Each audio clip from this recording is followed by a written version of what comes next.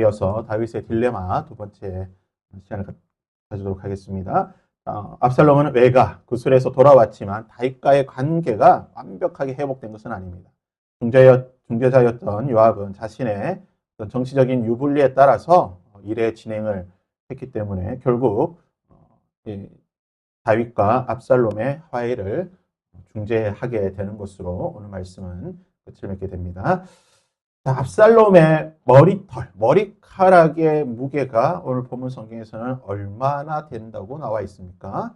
26절에 보면 그의 머리카락이 무거움으로 매년 연말마다 깎았으며 그의 머리털을 깎을 때에 그것을 달아본 즉 그의 머리털이 왕의 저울, 그러니까 공식력 있는 저울로 달아봤을 때에 200세겔이 되었다. 머리카락을 잘랐는데 머리카락이 200세겔, 1년에 한 번씩 잘랐는데 200세겔입니다. 1세겔, 왕의 저울로 1세겔이 얼마냐? 11.4g 정도 됩니다. 11g이라고 쳤을 때에 200세겔이면 현대 도량으로 환산하면 얼마 정도 됩니까? 2280g. 그러니까 2kg 정도 됩니다. 2kg. 2.2kg. 삼겹살로 치면 6, 4, 24, 4근 정도. 8명이 먹을 수 있는 삼겹살 한 4근, 한 10명 정도 먹겠네요. 이 무게가 이 정도니까 머리카락 2kg 뭐 별로 안 되네 생각하겠죠. 제가 찾아보니까 1년에 사람이 일반적으로 한 달에 머리카락이 자라는 게 평균적으로 1에서 1.5cm, 길어봐야 뭐 한 2cm 이 정도밖에 안 되는 거예요. 그럼 평균적으로 봤을 때 1년이면 얼마나 자랍니까? 많이 자라도 12cm에서 18cm, 뭐 20cm 정도 자랐다 쳐더라도 20cm라고 치면 성인 머리카락, 일반적인 성인 남성의 머리카락이 10만 가닥 정도 됩니다. 이거 대충 알려보면 10만 가닥 정도 된대요. 그러면 10만 가닥이 1년 동안 자라면 몇 그램 정도 되냐? 많아봐야 얼마라고요? 100g 밖에 안 돼요. 1년 동안 한 사람 머리가. 일단 지금 압살롬은 1년 동안 머리가 얼마나 자랐습니까? 거의 2kg니까 평균 사람에 비해서 몇 배가 자란다고요? 20배가 넘게 자라는 거예요. 이게 가능한가? 이게 가능할까요? 도대체 머리가 야한 생각을 얼마나 하는 거야, 도대체. 얼마나 야한 생각을 하길래 머리가 이렇게 자라는가? 그래서, 이제 두 가지 정도 해석을 할 수가 있습니다. 첫 번째는 뭐냐면, 과장법이다. 성경에서 좀 이렇게 머리카락이 많다라는 것을 표현하기 위해서 좀 비유적으로 좀 과장해서 표현했다. 하지만 머리카락이 엄청나게 많았을 것이다. 이렇게 해석을 하기도 합니다. 저는 뭐 성경이 과장법이라기보다는 두 번째 해석이 좀 더 저는 지지하는 편인데, 두 번째 해석은 뭐냐면 머리카락뿐만 아니라 당시 그 왕족이나 귀족들은 머리에 향유, 기름 같은 걸 많이 발라요. 그 당시 머리를 못 감잖아요. 우리도 1년에 좀 있으면 이제 단오지만 단오에 창포물로 머리 감아서게 하잖아요. 1년에 한 번 감는 거예요. 물론 이제 자주 감긴 하겠지만, 그러니까 일반 백성들이 머리 감아봐야 이때 뭐 세제가 뭐가 있겠어요? 없어. 그러니까 냄새가 안 나게 하려면 어떻게 해야 될까요? 그렇죠. 돈 있는 사람은 머리에 향유를 바르면 되는 거예요. 향수나 향유를 바르면 되는데, 그러니까 고대 귀족들은 머리에 이렇게 향유 같은 거를 많이 발랐다고 합니다. 기름, 향이 풍성하게 날 수 있도록. 그리고 이제 머리에 각종 장식으로 뭐 금가루라든지 이런 걸 많이 뿌렸다고 합니다. 그래서 고대 이스라엘 역사가인 요세푸스, 그러니까 예수님 그 당시에 역사가였던 요세푸스는 여러 가지 고대 기록들을 살펴봤을 때에 압살롬이 머리털에 금가루를 뿌렸다라고 하는 그런 기록이 있더라라고 그의 역사책에 남겼습니다. 그래서 실제 머리카락도 많았겠지만 또 맨날 그 올리브 오일 같은 거 계속 발라봐요. 떡지면 무거운 거예요. 그게 이제 1년을 가야 되는 거니까. 거기에 좀 뭐 각종 장식도 바르고 하니까 이리저리 하면 좀 머리 그렇게 무겁지 않았을까라고 생각이 됩니다. 하지만 종종 머리카락이 잘 자라는 사람들도 있습니다. 그래서 찾아보니까요. 무려 13년이죠. 6살부터 6세부터 19세까지 13년 동안 머리를 길렀는데 그 머리가 얼마죠? 190cm가 자라는 사람이 있다. 1년에 10cm도 자라기 힘든 사람이 있지만 14년 했더니 190, 거의 한 2m까지 자란 이런 긴 머리. 한 이 정도 머리 되면 얼마나 될까요? 이 정도 되면 이제 한 2kg 됩니다. 이 정도 돼야지 2, 3kg 되는 거예요. 30년 동안 기른 사람이 있습니다. 30년 동안 머리카락이 길어보니까 이게 머리카락이 18cm인데, 18m인데, 무게가 18kg. 그러니까 이 정도나 길러야지. 1m에 1kg예요. 1m에 1kg. 그러니까 뭐 이렇게 머리가 뭐 많이 자라는 사람도 있겠지만, 뭐, 우리가 봤을 때에 성경을 가급적이면 문자적으로 해석하고 또 여러 가지 것들을 충돌되지 않게 해석하려고 하면 풍성한 머리털에 그런 여러 가지 장식과 향유를 해서 머리가 그래 되지 않았을까라고 해석을 할 수 있어요. 아무튼 머리가 많았다는 것은 확실합니다. 자, 그렇다면 연말마다 잘랐다고 해요. 연말마다. 그 연말이 언젠가 이스라엘 달력이 두 가지죠. 민간력이 있고 종교력이 있습니다. 농사를 위한 민간력과 예배를 위한 종교를 위한 종교력, 성력이 있는데 일반적으로 이제 농사를 위한 민간력, 일반인 달력을 기준으로 했을 때 연말이에요. 그래서 보시면 잘 안 보이시겠지만 계속 저기 보면 밑에 여기로 봐야 돼요. 여기 보면 티슈리월 있죠. 새송년의 시작이에요. 그러니까 요때가 이제 한 해 시작입니다. 이스라엘. 종교력은 이제 니산월, 여기가 시작이에요. 니산월이 시작이고 일반 농사를 위해서는 티슈리월, 요때가 시작인데 오늘날 현대 달력으로 하면 한 9월쯤 되는 거예요. 9월쯤. 그러니까 압살롬이 언제 머리를 잘랐습니까? 7월, 8월, 9월, 요 어간 한 8, 9월 요쯤에 머리를 잘랐어요. 머리를 잘랐다는 사실 보시면 우리가 생각하는 달력, 우리는 12월이 연말이지만 이스라엘 백성들의 달력으로는 아마 요때쯤 자르지 않았나라고 성경의 기록을 보면 아마 그렇게 우리가 추측할 수 있습니다. 근데 갑자기 지금 쭉 우리가 14장 본문을 쫙 읽었지만 쭉 그 두고와 여인 이야기 쭉 잘하다가 갑자기 뜬금없이 뭘 하고 있습니까? 압살롬의 얼평을 하고 있잖아요. 압살롬이 잘생겼다. 그 머리털이 그리 길고 그 다음에 그 머리에서 발끝까지 흠이 없는 사람이다. 갑자기 얼평을 해요.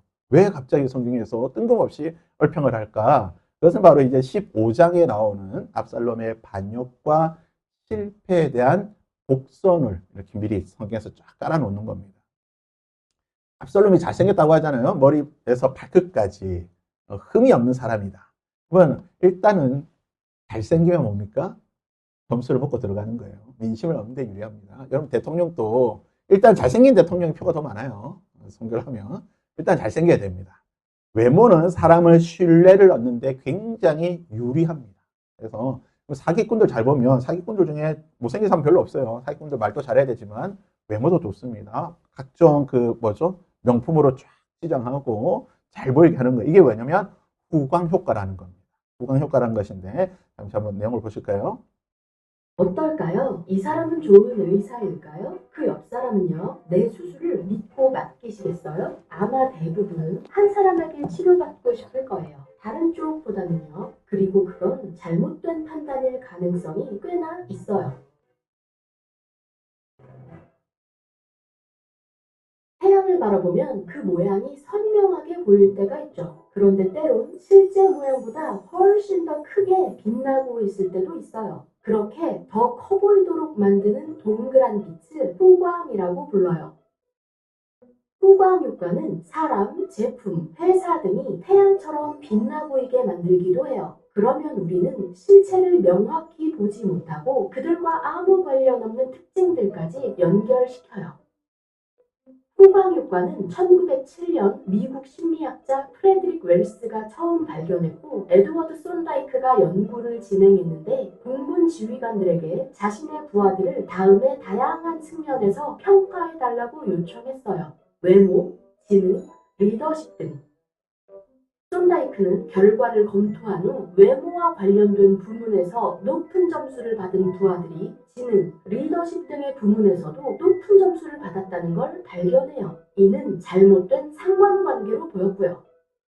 지휘관들은 한 가지 특성을 다른 특성들로부터 독립적으로 평가할 수 없었던 거죠.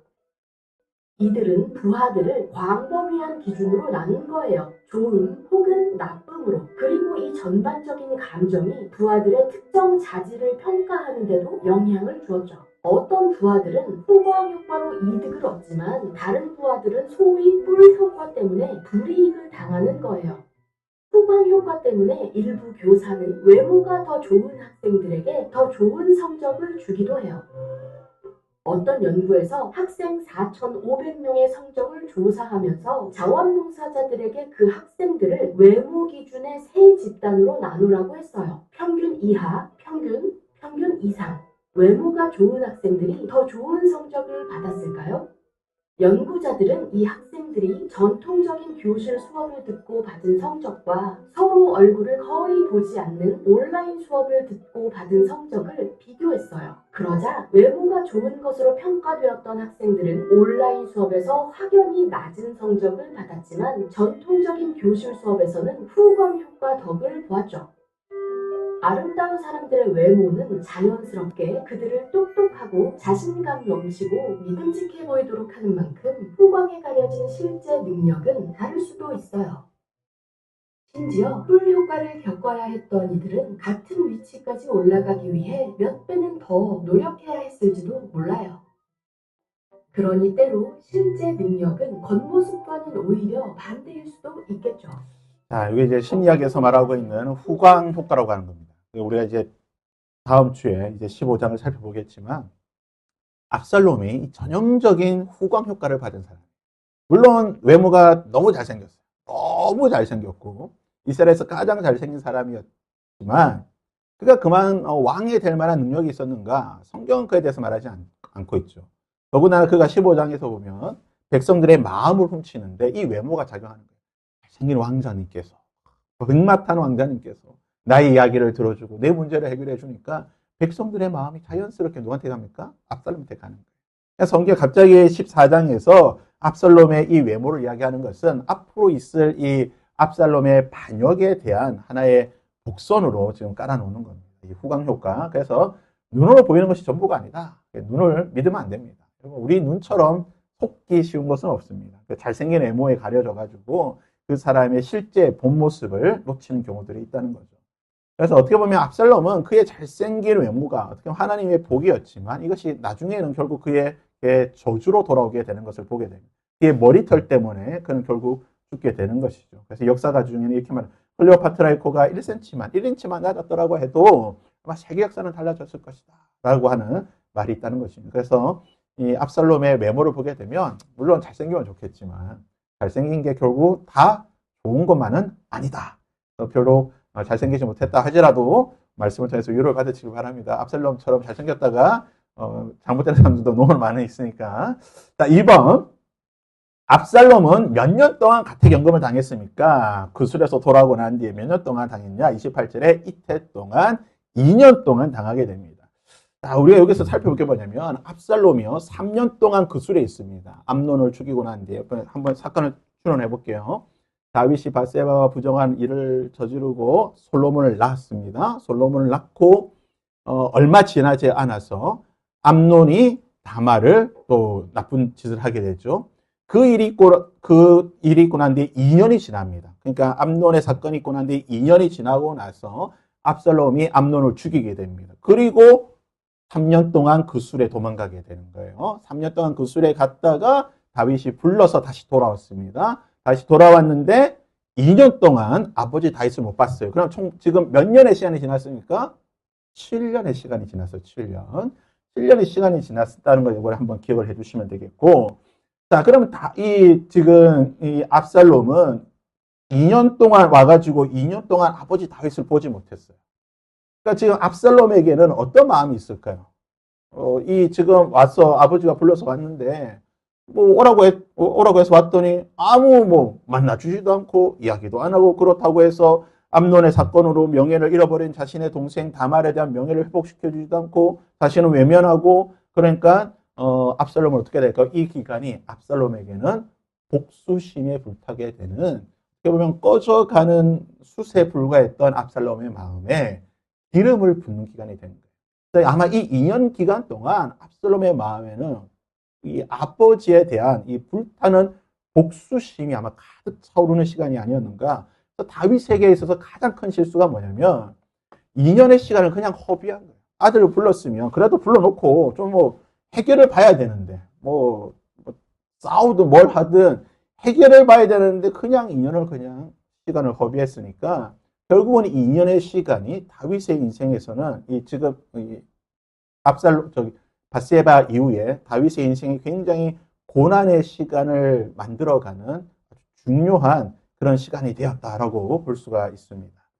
자, 3번 요압을 만나기 위해 2년 동안 다윗을 아버지를 못 만나게 되니까 아버지를 다시 만나기 위해서 요압이 중간에서 다리를 놔줘야 되는데 요압이 아무것도 안 하고 있어요. 그러니까 압살롬이 무엇을 하게 됩니까? 30절에 보면 압살롬이 자기 종들에게 이르되 보라 요압의 밭이 내 밭 근처에 있고 거기에 보리가 있으니 불을 질러라. 불 지르면 아마 자기 밭에 불 지르고 내가 불 질렀다고 하면 나한테 오지 않겠냐? 라고 해서 무엇을 하게 됩니까? 요압의 밭에 불을 지르게 됩니다. 성경에 보면 언제 불을 질렀다고 합니까? 보리가 있으니 보리 있는 시기에 불을 질렀다는 거예요. 보리 추수는 언제 하냐? 바로 지금쯤 그러니까 봄철인 3월 말과 4월 하순까지 5월까지는 잘 오지 않겠네. 요쯤 우리 지난달까지 지금 보리 추수를 하는 시기입니다. 보리는 가을비가 내리는 10월경에 파종을 하고 겨울 지나고 봄 되면 수확을 합니다. 요때가 언제냐면 봄절기인 무교절, 유월절, 초실절이에요. 그래서 달력 보시면 보리 추수는 요때 하는 거예요. 요때 지금 요때 이제 이스라엘로 치면 이제 가을 절기가 끝나는 하누카가 끝나는 요쯤 우리로 치면 이제 12월 현재 달력 12월 요때 보리 파종을 하고 6개월이 지난 요쯤에 보리 추수를 하는 거예요. 그래서 지금 요때 지금 압살롬이 뭘 한 겁니까? 밭에 보리 추수를 해야 되는데 밭에 불을 지르는 거예요. 그럼 요때는 무슨 일이냐? 유월절도 있고 무교절도 있고 잠시 뒤에 있으면 뭐 초실절도 있고 온갖 이스라엘의 봄 절기가 있는 아주 중요한 시기입니다. 자, 명절이 몇 개가 있는 거예요. 이스라엘 백성들의 아주 중요한 명절이 있습니다. 뭐가 많이 필요할까요? 돈이 많이 필요하잖아요. 그렇죠. 돈이. 명절을 보내려고 하면 돈이 많이 필요합니다. 이 돈을 어떻게 마련해야 되느냐? 보리를 수확해서 이것을 팔아서 이제 봄 절기를 보낼 수 있는, 명절을 보낼 수 있는 이런 걸 해야 되는데 지금 압살롬이 뭘 하게 됩니까? 보리밭에 불을 질러서 보리를 다 태워버린 거예요. 바싹 이제 수확을 앞두고 있는 이 시기에 불을 질렀다는 건 뭡니까? 요압에게 경제적인 타격을 줬다. 사람이 제일 기분 나쁜 게 뭐예요? 누군가 와서 내 재산에 손해를 끼치는 거. 이것은 참을 수가 없는 거예요. 그래서 요압도 자신에게 경제적인 타격을 주고 봄절기, 무교절과 유월절과 초실절을 보내야 되는데 이 절기도 지내지 못하고 축제도 망쳐버렸던 이 요압에게 굉장히 기분이 나빴겠죠. 그래서 어떻게 됩니까? 당장에 찾아가게 됩니다.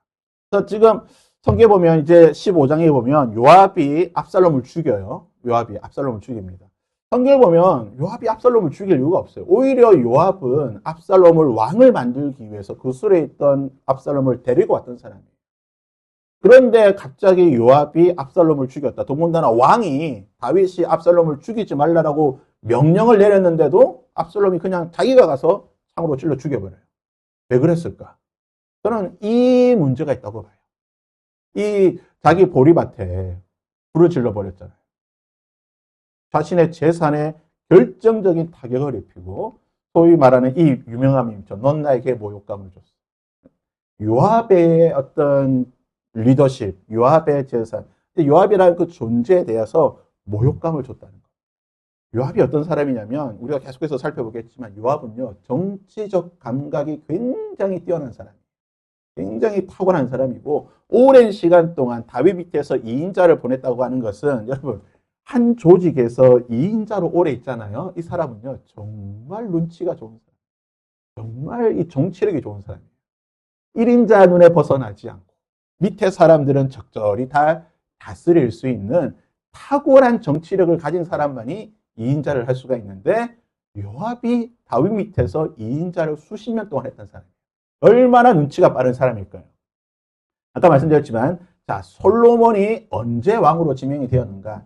이때 솔로몬의 나이가 10살 전후이지 않을까라고 생각이 됩니다. 우리가 아까 연수를 찾아봤지만 대략 이때 성경학자들은 솔로몬의 나이가 10살에서 12살 사이였을 거라고 봐요. 그러니까 무슨 말이냐? 솔로몬이 왕세자로 지명되었을 가능성이 많았던 시기예요. 그러니까 요압의 입장에서는 뭡니까? 압살롬을 만날 이유가 있을까요? 없을까요? 없어요. 요압은 압살롬을 데리고 와서 다윗이 죽고 압살롬이 왕이 되면 자신이 압살롬을 도와줬으니까, 왕 되는데 도와줬으니까 자기는 압살롬 밑에서 2인자로 또다시 오랜 시간 지낼 수 있을 것이라고 생각을 하고 압살롬을 도와줬는데, 시간이 지나서 보니까 다윗이 압살롬이 아니라 솔로몬을 왕으로 생각하고 있는 거예요. 솔로몬을 왕으로 생각하고 그런 일들을 하고 있으니까 더 이상 요압이 앞장서서 압살롬과 다윗의 관계를 회복시켜줄 이유가 없는 거예요. 오히려 그냥 압살롬은 그냥 다윗이 버린 아들로 지내는 게 오히려 자기에게는 더 유리했다는 거예요. 이런 상황 가운데에, 그러니까 의도적으로 요압이 압살롬을 멀리하고 있는데, 이 모든 것들을 지금 돌아가는 걸 보니까, 압살롬이 돌아가는 거 보니까 요압이 자신도 버린 것 같고 아버지도 자신을 버리고, 그래서 어떻게 합니까? 억지로 이것을 회복하기 위해 요압의 밭에 불을 지르고 아버지를 만나게 되는 거예요. 하지만 요압의 밭에 불을 지른 것이 결국은 훗날의 15장에서 자신이 요압의 창에 죽게 되는 하나의 이유가 되었다는 거예요. 그래서 참 압살롬은 참 좀 안타까운 사람이죠. 생기기도 너무 잘생겼잖아요. 왕족이에요. 다윗의 아들 중에 유일하게 왕족이에요. 왕족 출신이죠. 생기기도 너무 잘생겼죠. 너무나 왕이 될 만한 사람이었지만, 그러나 그가 자신이 스스로 이런 모든 것들을 자신의 힘으로 처리하려다 보니까 결국은 버림을 받게 되고, 결국 마지막에 비참한 생을 마감하게 되는 것을 보게 됩니다. 참 성경에서 안타까운 인물 중에 하나가 저는 이 압살롬이라고 생각이 됩니다. 압살롬에 대한 다윗의 감정이 참 모호했죠. 그래서 공의와 부정 사이에서 갈팡질팡을 하다 보니까 결국은 큰 위험을 자초하게 됩니다. 이 딜레마 사이에서 다윗이 어정쩡한 태도를 보이게 되고, 결국 이것이 다윗에게는 큰 화가 되었다는 것을 보게 됩니다. 어떻게 보면 다윗이 하나님의 마음에 합한 사람으로서 하나님의 공의대로 행하였다고 한다면, 아니면 자신 아버지의 마음대로 그 마음이 이끌린 대로 했으면 뭐 어떻게 될지 모르겠지만, 이 둘 사이에서 그냥 이것도 아니고 저것도 아니고 어중간하게 하다 보니까 결국은 일이 그르치게 되었다라는 것을 보게 됩니다.